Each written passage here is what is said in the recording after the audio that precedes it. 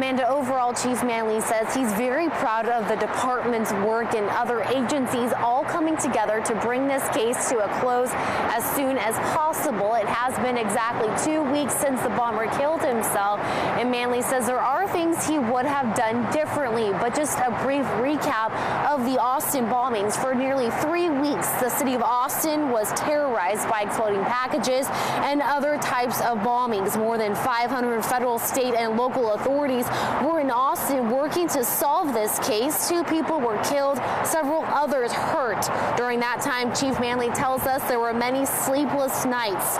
Austin police worked nonstop as many officers and detectives chose not to go home because they wanted to stop the madness.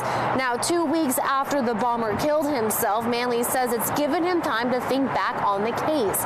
Well, could have they done it differently, or did they handle the investigation properly?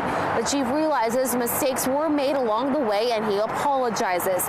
He knows some of the statements he made didn't sit well with the community. Manley says he and his team have learned several lessons as a result of this case.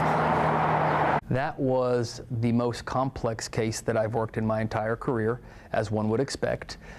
It was a tremendous learning opportunity, but more importantly, as I sat here and I realized what was happening in our community, the sense of concern for everyone's safety, the sense of responsibility because it's happening in your city and you are the chief and you are expected to take care of it, but also the sense of satisfaction that our community came together and our federal partners joined us along with our state partners and locals to make sure we put a stop to it as quickly as possible. Chief Manley says now that the threat is over, the department needs to look back at lessons learned and how they can improve, be